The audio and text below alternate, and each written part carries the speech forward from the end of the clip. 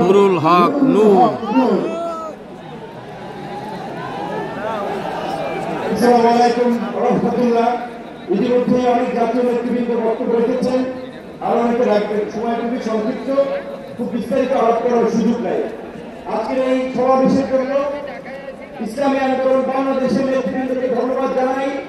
আমি গাড়ি থেকে আসার পথে দেখেছি মৎস্য ভবন, শাহবাগ, হাইকোর্ট মোড় সমস্ত জায়গায় লোকে লোকারণ্য, এই মাঠের বাইরেও। কাজে মাঠে যারা আছেন, মাঠের মধ্যেই লোকে সীমাবদ্ধ হইত না, চতুর্দিকে লোকে লোকারণ্য। মহাসমাবেশ আয়োজনের জন্য ইসলামী আন্দোলন বাংলাদেশের সারা দেশের নেতৃবৃন্দকে গণ অধিকার পরিষদের পক্ষ থেকে অভিনন্দন এবং শুভেচ্ছা জানাই। অভিনন্দন এবং শুভেচ্ছা জানাই ইসলামী আন্দোলনের পীর সাহেবকে এবং তার সাথে অন্যান্য সিনিয়র নেতৃবৃন্দকে, যারা আজকের ইসলামী আন্দোলনের এই সমাবেশে বাংলাদেশের প্রায় সকল মত পথের রাজনৈতিক দলের নেতৃবৃন্দকে এই মঞ্চে একত্রিত করেছেন।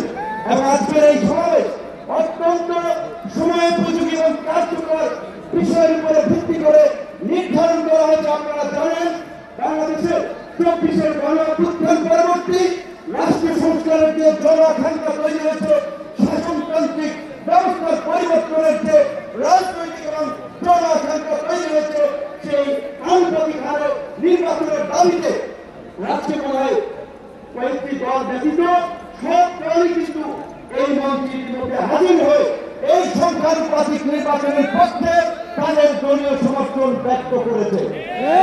আমরা পরিষ্কারভাবে সংস্কার কমিশনকে বলতে চাই, সমাবেশ শুধু একটা দলের দেখেছে, সবেমাত্র শুরু হয়েছে।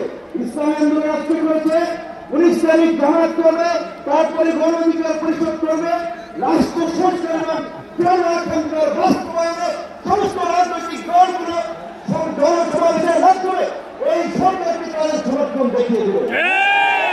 বলতে চাই, কোন দু একটি দলের উপরে ভিত্তি করে দু একটি দলের কথায় সংস্কারের লক্ষ্যে পরিবর্তন আনা যাবে না।